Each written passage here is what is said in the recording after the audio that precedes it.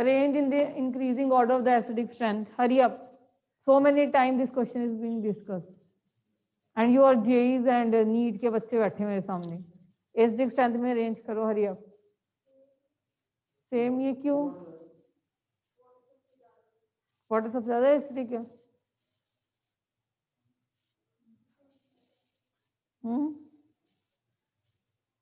Same है, same यहाँ पे भी लिखा हुआ है, इन्होंने लिखा भी इंक्रीजिंग ऑर्डर वैसे. I want a reason. Same है, चलो मैं ये बताती हूँ. The order is same. Why? फिर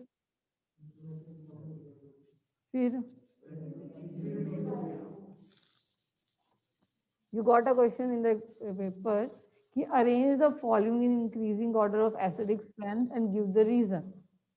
So what reason you will give? Then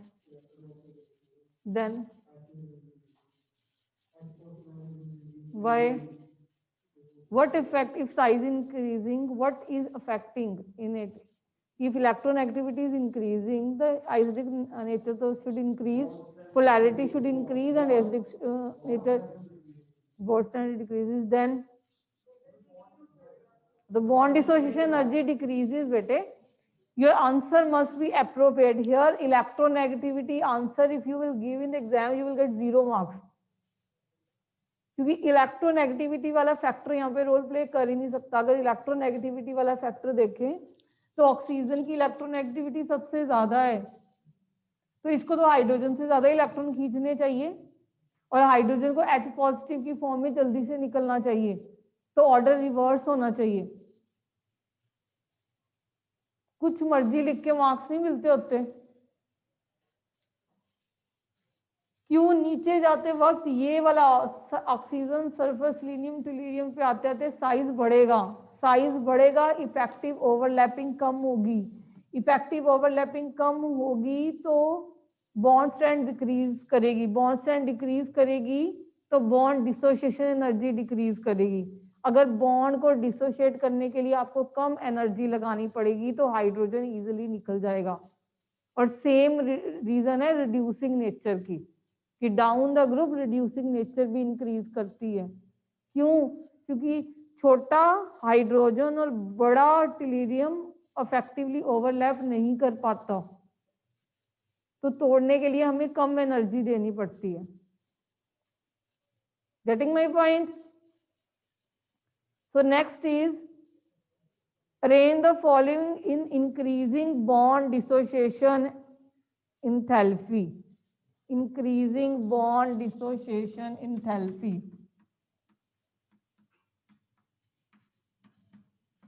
हाँ जी, arrange it. Hurry up.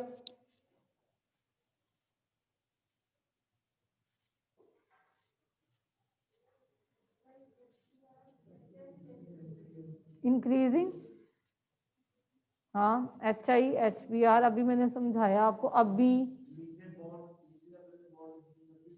Decrease करती है क्योंकि साइज इंक्रीज करता है. साइज इंक्रीज करेगा तो इफेक्टिव ओवरलैपिंग कम होगी. अगर बॉन्ड ही स्ट्रॉन्ग नहीं बना होगा पहले ही, तो क्या आपको ज्यादा एनर्जी देनी पड़ेगी तोड़ने के लिए? नहीं देनी पड़ेगी. कम एनर्जी से ही काम चल जाएगा. चलेगा कि नहीं चलेगा? तो नीचे जाते वक्त क्योंकि साइज बढ़ता जाता है तो क्या होता है, जो स्ट्रेंथ है, बॉन्ड स्ट्रेंथ है, वो डिक्रीज करती है. बॉन्ड लेंथ इंक्रीज करती है. अगर आपको क्लास 11th कुछ याद हो, जितनी बड़ी बॉन्ड लेंथ होगी उतनी बॉन्ड डिसोसिएशन एनर्जी कम होती है. और बॉन्ड लेंथ किसके ऊपर डिपेंड करेगी? साइज के ऊपर. या ट्रिपल बॉन्ड है या नहीं है, या हाइब्रिडाइजेशन है या नहीं है. तो अभी हम साइज के ऊपर डिपेंड करवा रहे हैं इनको, क्योंकि हमें पता है, इतना तो हम 10th से पढ़ते आ रहे हैं कि down the group atomic size increase करता है.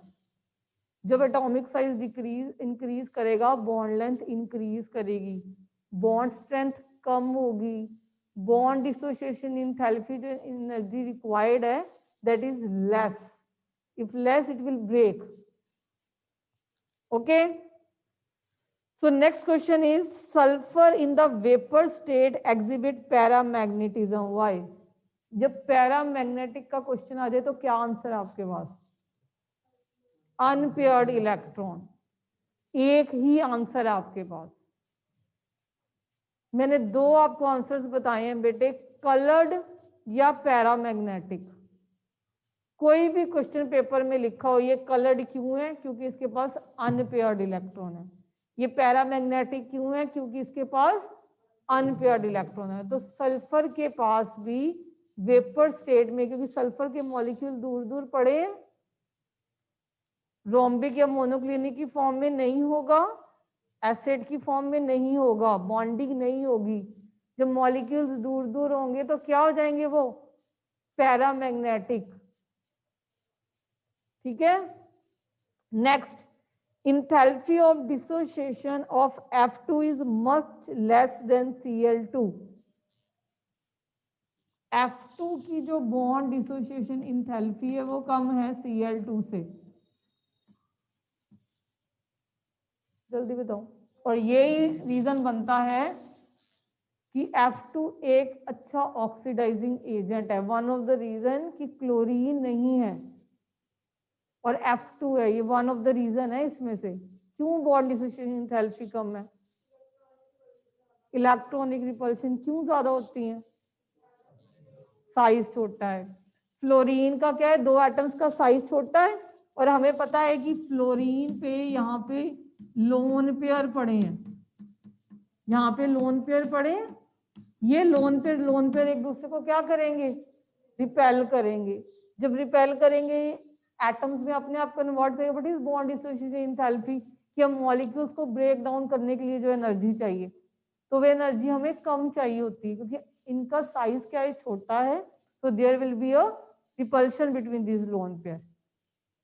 Getting my point? So contact process अब है ही नहीं है, तो that I am not saying. It is NCERT exemplar question in all India 2012 set C. Fluorine exhibit only -1 oxidation state, whereas other halogen exhibit, ये हम डिस्कस भी कर चुके हैं, +1, +3, +5, +7। Hurry up. अगर हैलोजेंस की बात करें बेटे, फ्लोरीन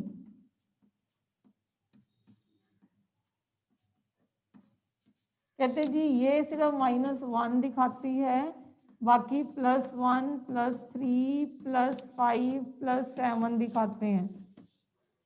क्यों? क्यों? इलेक्ट्रोनेगेटिविटी के कारण क्या हो जाएगा? मैं बताओ, इलेक्ट्रोनेगेटिविटी के कारण क्या हो जाएगा? हाँ ठीक है, -1 दिखा देगी, बाकी क्यों +1, +2, +3 दिखाते हैं?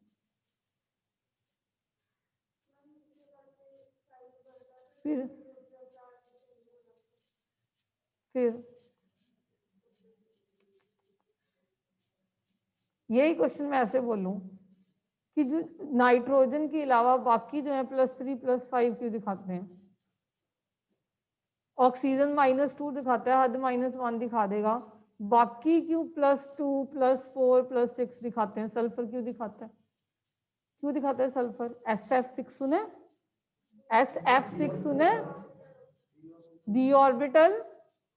क्या फ्लोरीन के पास डी ऑर्बिटल है? क्या 2s2p के बाद 2d आता है?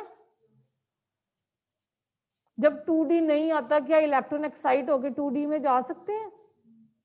जब 2d में जा ही नहीं सकते, अनपेयर हो नहीं सकते, क्योंकि अगर इसकी इलेक्ट्रॉनिक कन्फिगरेशन बनाए तो ये क्या बनेगी? 2s2 2p5। इसके पास एक ही तो चाहिए इसको अभी और।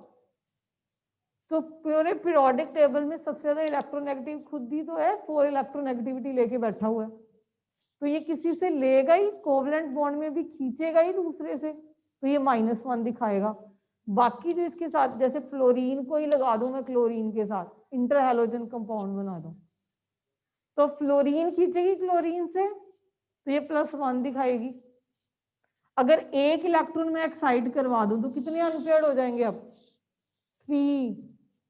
अगर एक इलेक्ट्रॉन में क्लोरीन का एक्साइड करवा दूं तो कितने अनपेयर्ड हो जाएंगे मेरे पास? हुए 3। तो +3 ऑक्सीडेशन स्टेट होगी। अगर एक और एक्साइड करवा दो तो कितने अनपेयर्ड हो गए? एक और आ गया, अब कितने अनपेयर्ड हो गए? 5। तो क्या ऑक्सीडेशन स्टेट होगी? +5। अगर मैं एस का भी एक्साइड करवा दूं तो क्या हो जाएंगे? हो जाएंगे 7। शुक्र है। Bleaching, give reason. Bleaching flowers by Cl2 is permanent while by sulfur dioxide is temporary. बोलो। Very good. कौन करता है? हाँ, कौन करता है परमानेंट? हाँ, वेरी गुड वेरी गुड, याद हमें। हाँ जी, कौन करता है? मैंने क्या बोला? Bleaching of flowers with chlorine. Chlorine, जब वाटर में क्लोरीन को डालते हैं ना बेटे, तो HCl और HOCl बनाता है, और HOCl हाइपोक्लोरस एसिड ब्रेक करके नेसेंट ऑक्सीजन देता है। क्लोरीन नेसेंट ऑक्सीजन देता है, जो सल्फर डाइऑक्साइड है वो वाटर में जाके नेसेंट हाइड्रोजन देता है। जब नेसेंट हाइड्रोजन से किसी की ब्लीचिंग करवाते हो तो वो एक्शन टेम्परेरी हो जाता है। क्यों? जैसे कि किसी को मैंने ब्लीच कराया, ब्लीचिंग क्या होती है? किसी का कलर रिमूव करना, किसी को कलर से कलरलेस बनाना, है ना। अब जब मैंने मान लो कि कोई मेरे पास क्लोथ है, उसको कलरलेस बनाया, सल्फर डाइऑक्साइड प्लस वाटर डाल के नेसेंट हाइड्रोजन निकली है, उस नेसेंट हाइड्रोजन को जब ऑक्सीजन मिलेगी ना एनवायरनमेंट से, वो फिर कलर्ड बन जाएगा। और क्लोरीन जो होता है वो जो कलरलेस बनाता है वो नेसेंट ऑक्सीजन के कारण बनाता है। समझ आ रही है? ब्लीच वो ही परमानेंट करेगा which is bleaching, which is converting color to colorless in presence of nascent oxygen, and the temporary is that which is bleaching in the presence of nascent hydrogen, remember. Okay, so next is, of all the noble gas only xenon is known to establish chemical compound and it was in the paper also. हाँ जी, xenon ही क्यों compound बनाता है, बाकी क्यों नहीं बनाते noble gases में? आपने सुना है XeF2, XeF4, XeF6, XeO3, ये सब किसके करे हमने? xenon के। क्या हमने हीलियम के बनाए? हमने नियॉन के बनाए? xenon के क्यों बनाए? क्यों बनाए? ये फर्स्ट क्वेश्चन है। नील बार्टलेट को किसने कहा था कि xenon के कंपाउंड बनाने के लिए?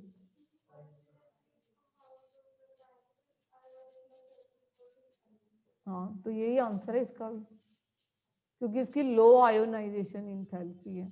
इसकी आयोनाइजेशन इंथैल्पी ऑक्सीजन जितनी है ना, क्योंकि जब नील बाटलर ने प्लैटिनम फ्लोराइड के साथ रिएक्ट किया था तो उसका कंपाउंड बन गया था, और कंपाउंड ऐसा बना था कि प्लैटिनम फ्लोराइड के पास इलेक्ट्रॉन चला गया था और ऑक्सीजन से इलेक्ट्रॉन ले लिया गया था।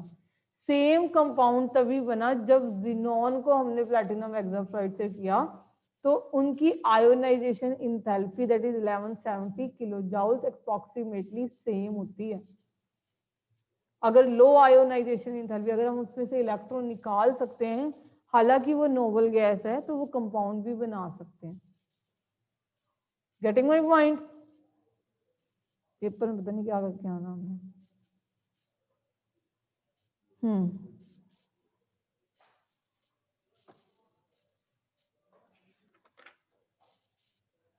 अच्छा, मैंने आपको पहले ही बता दिया बेटे, सारे फॉस्फोरिक जो भी फॉस्फोरस के एसिड्स हैं उनके स्ट्रक्चर्स, सल्फर के जितने एसिड्स हैं उनके स्ट्रक्चर्स, एंड जिनोन के जितने भी कंपाउंड हैं उनके स्ट्रक्चर, इन तीनों में से एक क्वेश्चन पेपर में पक्का होता है।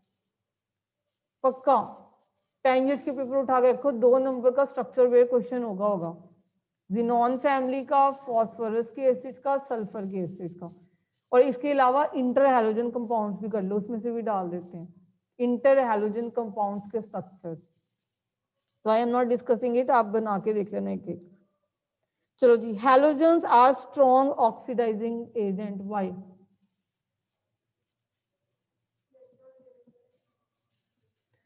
एक मैं सी, जब भी ऑक्सीडाइजिंग प्रॉपर्टी की बात हो ना, कभी इलेक्ट्रोनेगेटिविटी मत बोल के आना पेपर में। मैंने ना 0 नंबर देने इसके बाद, और इस बार तो लीनियर मार्किंग कर रहे हैं तो इलेक्ट्रोनेगेटिविटी लिखने के भी मार्क्स मिल गए आपको। Electronegativity is a property of a covalent bonded molecule, tendency to attract the shared pair of electron. जब एक बॉन्ड HCl का बॉन्ड बना हुआ है, उसके बाद जो Cl इलेक्ट्रॉन अट्रैक्ट कर रहा है और पोलैरिटी आ रही है, वो प्रॉपर्टी इलेक्ट्रोनेगेटिविटी है। ऑक्सीडाइजिंग एजेंट या रिड्यूसिंग एजेंट तब बनते हैं वो जब कंप्लीटली इलेक्ट्रॉन दे देते हैं या कंप्लीटली इलेक्ट्रॉन ले लेते हैं, तो वो प्रॉपर्टी आती है इलेक्ट्रॉन गेन इंथैल्पी की। सो इलेक्ट्रॉन गेन इंथैल्पी हम क्या कहते थे? It is the energy release when an electron is added to isolated gaseous atom. Electron add करवाया जाता है, ना, ऐड करवाया जाता है, तभी हम इलेक्ट्रॉन गेन इंथैल्पी कहते थे। इलेक्ट्रोनेगेटिविटी का कभी रीजन नहीं देना जब तक वो कोवलेंट बॉन्ड हो। ऑक्सीडाइजिंग और रिड्यूसिंग एजेंट में तो बिल्कुल भी नहीं। आपको पता है इसका 0 नंबर होता है, क्योंकि अगर +1 का 3rd चैप्टर उठाओ तो आप यही पढ़ते हो। इलेक्ट्रोनेगेटिविटी क्या होता है? It is tendency to attract shared pair of electron. हम गेन या लूज की बात नहीं करते इसमें, तो भी शेयर्ड पेयर ऑफ इलेक्ट्रॉन की बात करते हैं। समझ आ रही है? तो ऑक्सीडाइजिंग क्यों है? क्योंकि इनकी इलेक्ट्रॉन गेन इंथैल्पी ज्यादा है। ये लिख के आए हो आप एग्जाम में, आपको इसलिए बताया जा रहा है। ये इलेक्ट्रोनेगेटिविटी सबने लिखा है, और यू आर डिमांडिंग कि टीचर आपको नंबर, टीचर ने दिए भी आपको कुछ पॉइंट, पर आपका पॉइंट 0 बनता है। आपको पता नहीं चल रहा है कि क्यों 0 बनता है। क्या इलेक्ट्रोनेगेटिविटी रीजन नहीं बन सकता? उसके बाद इसी में से क्वेश्चन आता उठ के, इसी में से कि फ्लोरीन की इलेक्ट्रॉन गेन इंथैल्पी, वो क्या लिखते हैं? फ्लोरीन की electron gain enthalpy. Class 11th याद हो तो आप एक्सेप्शन पढ़ते थे कि फ्लोरीन की इलेक्ट्रॉन गेन इंथैल्पी क्लोरीन से कम होती है। होती कि नहीं होती? क्लोरीन से कम होती है ना, मगर फिर भी फ्लोरीन ज्यादा ऑक्सीडाइजिंग एजेंट है क्लोरीन से। क्यों? ये क्वेश्चन आता है पेपर में। अब आप बताओ क्यों? और मैंने कितनी बार डिस्कस कर लिया, सुनते तो नहीं ऑनलाइन क्लासेस में। You think that school teachers आप पता नहीं क्या पढ़ा रहे हैं। स्कूल टीचर्स आपको बोर्ड के लिए तैयारी करवाते हैं।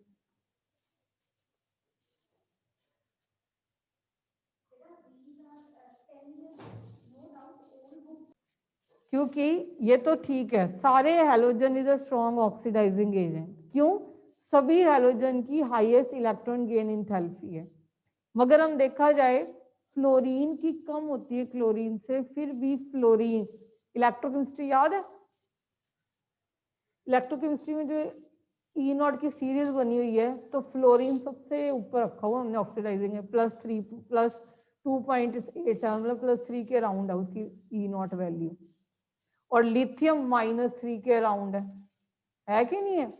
मीन्स सबसे ज्यादा ऑक्सीडाइजिंग एजेंट अगर देखे तो फ्लोरीन है। सबसे जो रिड्यूसिंग एजेंट है वो लिथियम है। ऐसा क्यों है? फ्लोरीन क्यों है? इसकी तो इलेक्ट्रॉन गेन इंथैल्पी क्लोरीन से कम है, तो क्लोरीन होना चाहिए। क्यों? ये क्वेश्चन मैंने पेपर में भी डाला है, और ये क्वेश्चन मैंने कितनी बार समझाया भी आपको, फिर ब्लैंक है। E0 किसके ऊपर डिपेंड करती है? क्या E0 अकेली इलेक्ट्रॉन गेन इंथैल्पी पर डिपेंड करती है? E0 आप क्या कहते हो? Reduction potential to tendency to get reduced, means electron gain करने के। EMF सीरीज इसके ऊपर ही बनाई हुई है। यहाँ से हम E0 भी लेते हैं, लास्ट इक्वेशन शुरू कर लेते हैं। E0 कैसे निकालते हो? E cathode minus E anode, है ना? तो कैथोड पे कौन से होते हैं? जो स्पीशीज जो रिड्यूस हो रही होती हैं। एनोड पे कौन सी होती हैं? ऑक्सीडाइज हो रही होती हैं। तो अगर आपने कभी ट्रिक सुनी हो मेरी क्लास में, तो आप ये सुनो, मैं आपको लिखवाती हूँ +3 0 -3, या आप ऐसे लिख के एनोड और कैथोड निकाल सकते हो अपनी। क्यों आप फ्लोरीन को ऑक्सीडाइजिंग, मतलब ऑक्सीडाइजिंग का मतलब है कि वो इलेक्ट्रॉन जल्दी दूसरे से गेन कर देता है, तभी उसकी +3 के आसपास है। सबसे पहले वो फ्रंट पे खड़ा गेन करने के लिए, तो that is plus 2 point something, वो 87 के करीब आती है, प्लस 3 कहते हैं उसको। तो क्यों है? ई नॉट किसके ऊपर डिपेंड करती है? क्या ई नॉट अकेली इलेक्ट्रॉन गेन एंथैल्पी पे डिपेंड करती है? पता ही नहीं हमें, देख लो, just see how you are sitting. Electrochemistry करवा दो हमें रिवाइज। ई नॉट पता नहीं कैसे निकलती है। ई नॉट 3 फैक्टर्स के ऊपर डिपेंड करती है। सबसे पहले आपने बॉन्ड को डिसोशिएट करना होता है। तो हमें पता है फ्लोरीन की बॉन्ड डिसोसिएशन एंथैल्पी क्लोरीन से कम है। फ्लोरीन पहले एटम में चेंज होगी तभी वो इलेक्ट्रॉन गेन करेगी भाई। तो जब वो एटम्स में पहले चेंज हो जाएगी फिर फिर इलेक्ट्रॉन गेन करेगी, तभी ऑक्सीडाइजिंग एजेंट बनेगी कि नहीं बनेगी?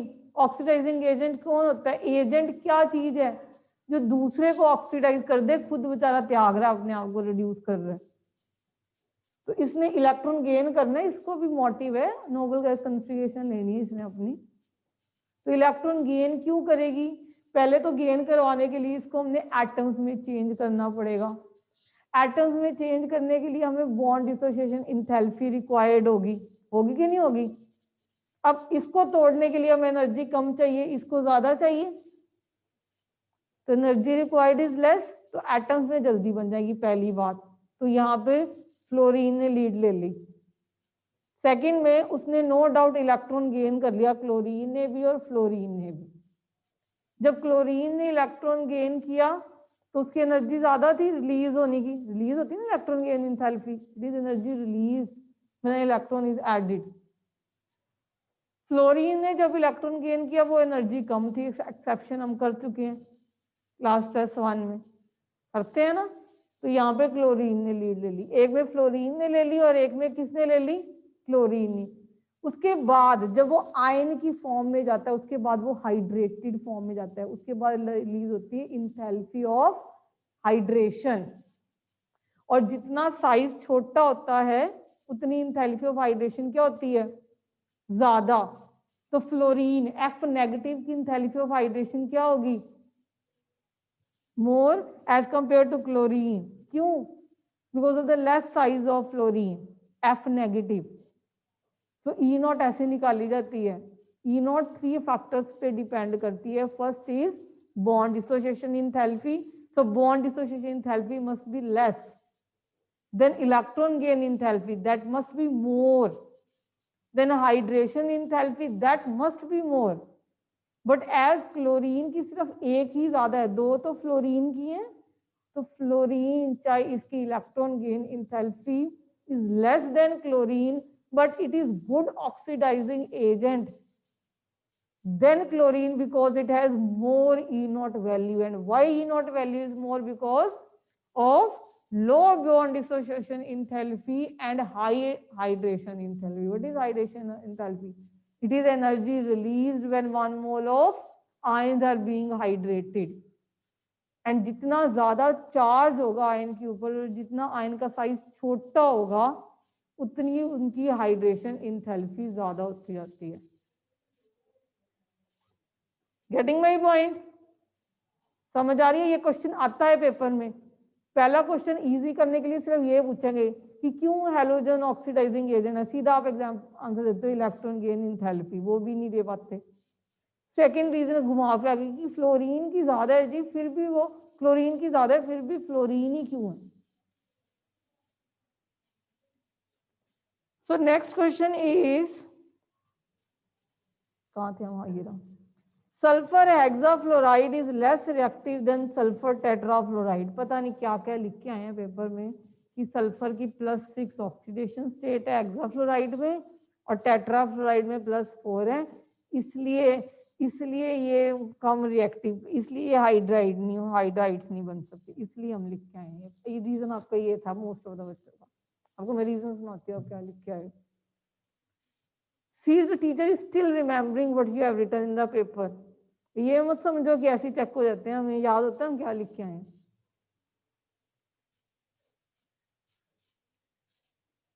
और डिजर्व करते हैं, हमने बड़ा अच्छा आंसर लिखा है कि SF6 में सल्फर की पॉजिटिव 6 है जो हमें नजर आ रही है, SF4 में +4 है, इसलिए SF6 जल्दी रिएक्ट नहीं करती, इसलिए SF4 कर जाती है। ये रीजन है। रीजन ये है कि SF6 छोटे से सल्फर को 6 फ्लोरीन सराउंड कर रहे हैं। हाइड्रोलाइज करने के लिए उसके पास एम्प्टी d ऑर्बिटल तो पड़ा है जी बेटे जी, अभी d ऑर्बिटल अभी उसका खाली है। हाई वाटर आके भी लोन पेयर दे सकते हैं उनके अंदर, ये नहीं कि दे नहीं सकते, मगर जो ये 6 सल्फर इसको स्टेरिकली प्रोटेक्ट करते हैं। जब ये 6 सल्फर लग जाते हैं, फ्लोरीन लग जाते हैं सल्फर के around, it is being protected.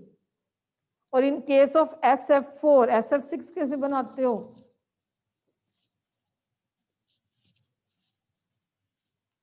This is SF6, it is being protected, it is being protected कि नहीं होते? और SF4 में क्या हो जाते हैं? 2 लोन पेयर आ जाते हैं। 2 लोन पेयर आते हैं कि नहीं आते? आएंगे कि नहीं आएंगे? जब 2 लोन पेयर आ जाएंगे तो लोन पेयर बॉन्ड पेयर को रिपेल करेंगे, करेंगे कि नहीं करेंगे? क्या वो स्टेबल मॉलिक्यूल होगा? क्या वो स्टेरिकली प्रोटेक्टेड होगा? तो वो अपने आप ही हाइड्रोलाइज हो जाएगा। अपने जो भी रीजंस रख के आते हैं ना, अब प्री बोर्ड जो नेक्स्ट प्री बोर्ड हो रहा है, अपने रीजंस अपने पास रखना, ठीक है? नेक्स्ट प्री बोर्ड में तो we will deduct your marks with extraordinary reasons.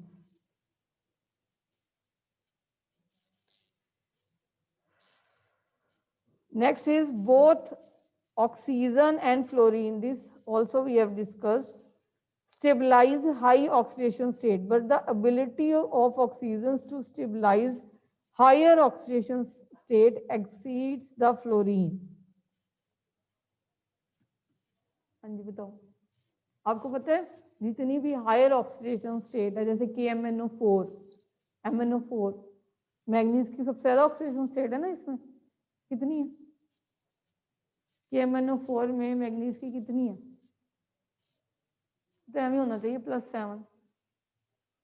कितने इलेक्ट्रॉन होते हैं लास्ट शेल में? 3d5 4s2, सारे इलेक्ट्रॉन दे देता है, +7 है इसकी। हाईएस्ट, हाईएस्ट तभी मैंने बोला हाईएस्ट, ऐसे ही याद होना चाहिए +7, जो सबसे हाईएस्ट ऑक्सीडेशन स्टेट है।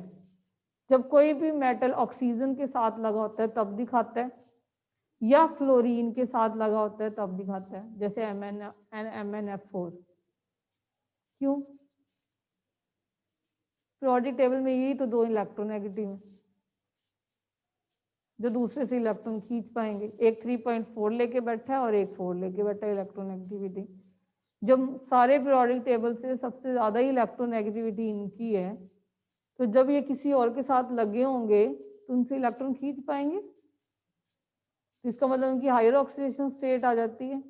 अब सेकंड क्वेश्चन ये आपसे पूछ रहे हैं कि हालांकि फ्लोरीन की इलेक्ट्रोनेगेटिविटी ज्यादा देखा जाए, मगर हाईएस्ट ऑक्सीडेशन स्टेट वो ऑक्सीजन के साथ ही दिखाते हैं। अगर मैग्नीज की बात करें, मैग्नीज जो है फ्लोरीन के साथ +7 ऑक्सीडेशन स्टेट नहीं दिखाता। +7 ऑक्सीडेशन कब दिखाई? जब उसके साथ ऑक्सीजन लगे। क्यों? बोलो क्यों, जल्दी बोलो।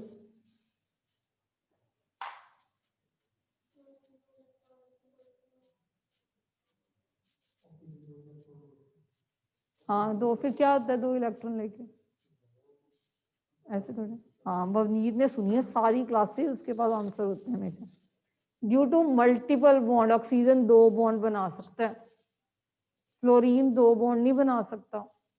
जब 2 बॉन्ड बनाएगा चार्ज बढ़ जाएगा, लैटिस एंथैल्पी बढ़ जाएगी।